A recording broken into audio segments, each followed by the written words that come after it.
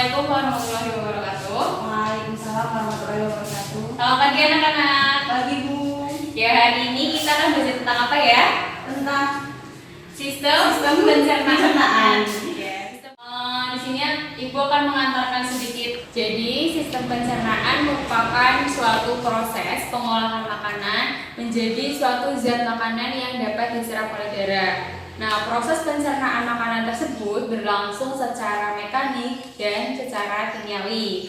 Nah, dalam prosesnya tersebut kan pasti terlibat semua organ-organ pencernaan. Sekarang Ibu minta untuk salah satu dari kalian maju untuk mengurutkan bagaimana makanan. Tunjuk tangan.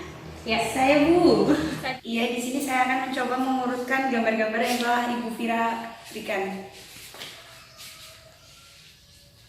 Nah, itu terdapat mulut, bagian mulut. di sini itu ada selain kan di sini ada bagian gigi dan lidah. Jadi yang secara mekanik dibantu oleh apa? Dibantu oleh Gigi. Ya. Sedangkan lidahnya itu berfungsi untuk menggerakkan makanan sebelum ditelan atau mengunyah. Dan untuk selanjutnya itu ada faring. Untuk faring sendiri itu fungsinya apa Ibu? Kamu tanya apa? Yang membawa makanan dari rongga mulut ke esofagus. Ya, selanjutnya Untuk selanjutnya itu ada esofagus.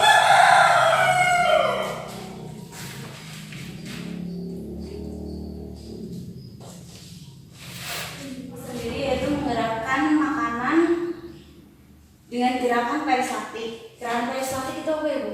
berarti ini dengan bantuan gunung itu ya, otot. Untuk selanjutnya itu ada lambung. Ya. Lambung.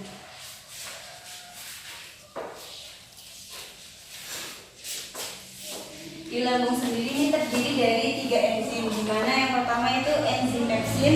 Enzim pepsin sendiri itu mengubah protein menjadi peptid. Yang kedua itu ada enzim renin, yaitu mengubah protein menjadi kasein susu. Dan yang ketiga itu ada enzim lipase, di mana mengubah lemak menjadi asam lemak. Untuk selanjutnya yaitu ada pankreas. Di pankreas sendiri itu ada 3 enzim. Yang pertama itu enzim amilase, yang kedua itu enzim lipase, dan yang ketiga itu enzim trypsin. Itu ada usus halus.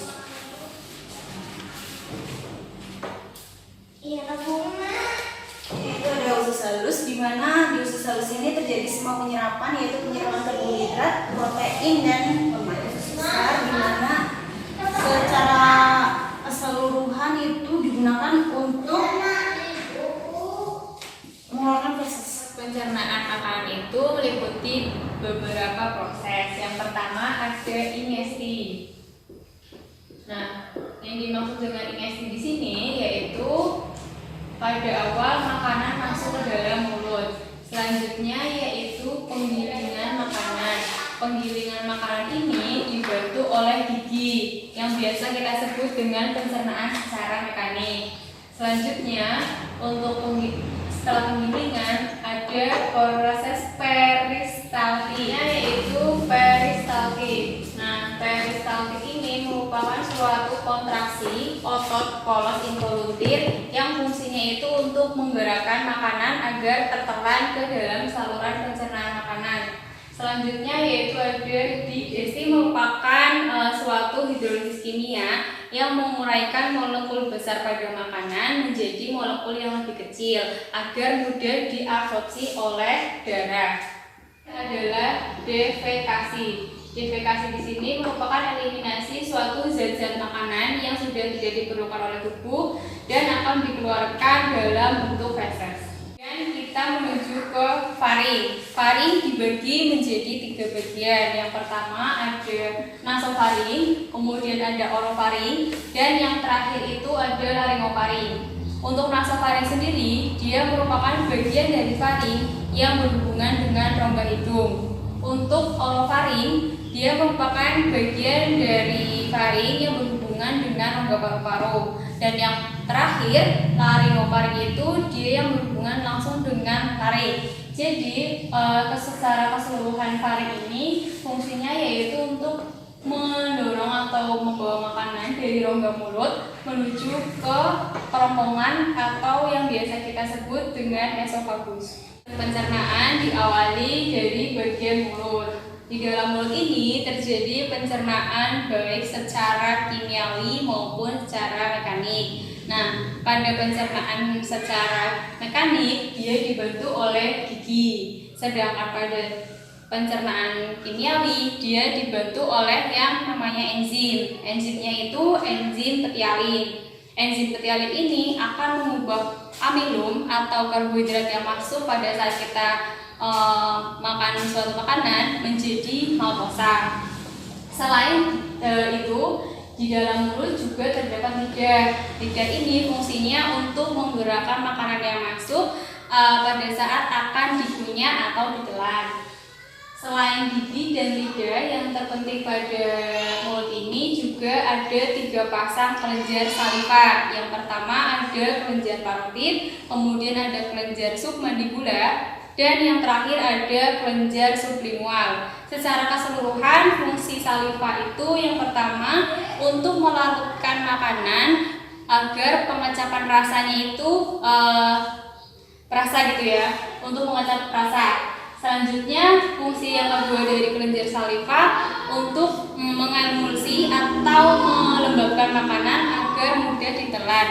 Yang terakhir adalah fungsi dari kelenjar saliva itu sendiri sebagai antibiotik dan sebagai antibodi untuk membersihkan rongga mulut sehingga dia itu bisa mencegah kerusakan pada gigi. Itu ada absorpsi. Jadi absorpsi ini merupakan suatu pergerakan dari saluran pencernaan menuju ke lumen untuk diserap oleh darah dan digunakan oleh sel-sel.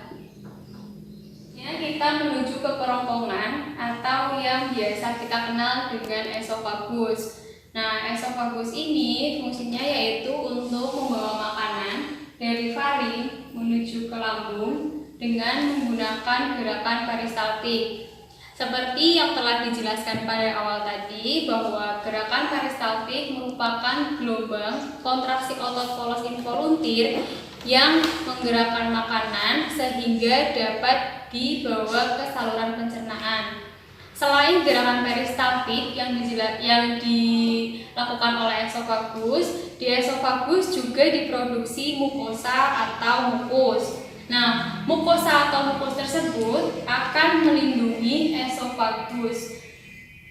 Jadi pada esofagus ini itu ada yang namanya mukosa. Namun pada esofagus tidak diproduksi sebuah enzim karena pada esofagus tidak terjadi pencernaan secara kimiawi. Pada lambung terjadi pencernaan secara kimiawi karena pada lambung ini diproduksi 3 enzim, yaitu ada enzim pepsin, renin, dan lipase.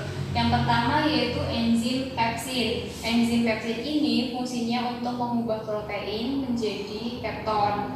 Yang kedua ada enzim renin, yaitu fungsinya untuk mengubah protein susu untuk diubah menjadi kasein. Dan yang terakhir adalah lipase. Lipase itu fungsinya untuk mengubah lemak menjadi asam lemak. Selain 3 enzim yang diproduksi oleh lambung, di lambung ini juga terdapat HCl atau asam klorida. Asam klorida dalam lambung berfungsi untuk membunuh kuman atau bakteri yang terdapat pada makanan. Selain itu, fungsi HCl atau asam klorida ini juga untuk mengaktifkan pepsinogen menjadi pepsin. Selanjutnya yaitu ada pankreas. Letak pankreas sendiri terdapat di bawah lambung atau secara horizontal di bawah lambung. Nah, pankreas tersusun dari sel-sel eksokrin yang menghasilkan enzim-enzim pencernaan dan disusun oleh sel-sel endokrin yang menghasilkan insulin serta glukagon. Enzim-enzim pencernaan yang diproduksi oleh pankreas meliputi enzim amilase, lipase, dan tripsin. Untuk enzim amilase, dia berfungsi untuk mengubah amilum menjadi disakarida. Nah, disakarida ini meliputi maltosa, sukrosa, dan laktosa. Selanjutnya untuk enzim lipase. Di pankreas ini, lipase diproduksi untuk mengubah lemak menjadi asam lemak serta gliserol. Terakhir adalah enzim tripsin. Enzim tripsin yang diproduksi oleh pankreas fungsinya yaitu mengubah protein polipeptida menjadi peptida yang lebih kecil. Usus halus terjadi penyerapan baik penyerapan karbohidrat, protein maupun lemak.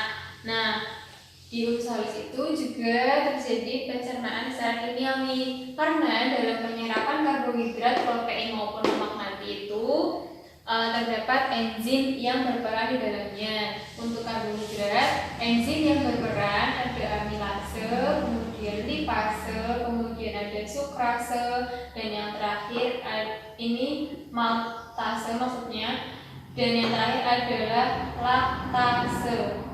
Untuk amilase sendiri, dia akan mengubah amilum menjadi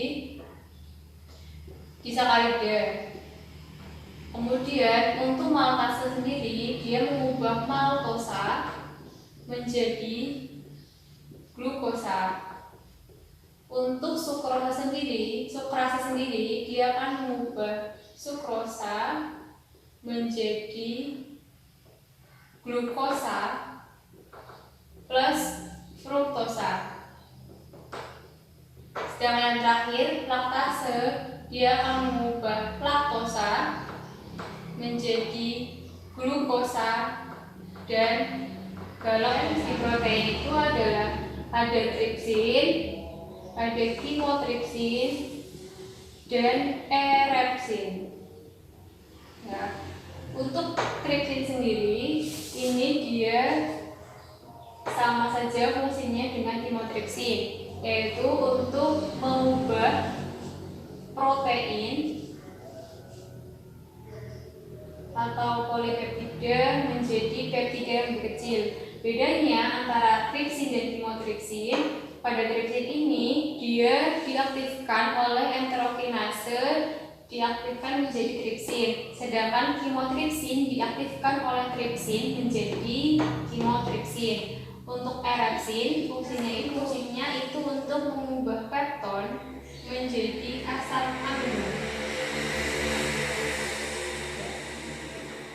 Selanjutnya yaitu ada lemak. Pada lemak, enzim yang lemak. Pada asam lemak ini, enzim yang berperan itu ada lipase pankreas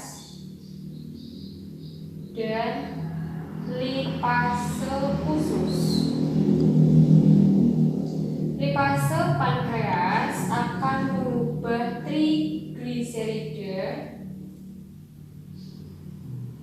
menjadi monogliserida serta asam lemak. Sedangkan lipase usus, dia akan mengubah monogliserida, akan mengubah ini monogliserida menjadi asam lemak dan gliserol. Akhir yaitu usus besar. Usus besar ini terbagi menjadi 3 bagian. Ada sekum, kemudian kolon, dan yang terakhir adalah rektum. Untuk sekum sendiri, dia itu merupakan kantong yang memiliki umbai cacing. Kemudian usus besar ini itu fungsinya untuk menyerap atau mengabsorpsi 80-90% air serta elektrolit agar timusnya itu menjadi semi padat. Selain itu, si usus besar ini juga akan mengeluarkan sisa-sisa makanan dalam bentuk vesula. Akhir dari sistem pencernaan ini terjadi. Namun apabila dari salah satu organ ini mengalami gangguan, maka akan terjadi gangguan pada sistem pencernaan kita. Misalnya saja kalian kan pernah yang mengalami yang namanya sariawan hewan.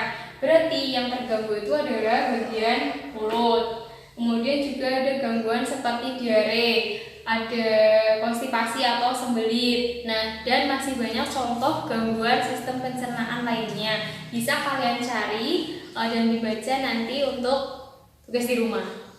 Demikian penjelasan mengenai sistem pencernaan yang bisa disampaikan. Ibu mohon maaf apabila ada penjelasan yang kurang bisa dimengerti. Demikian, wassalamualaikum warahmatullahi wabarakatuh.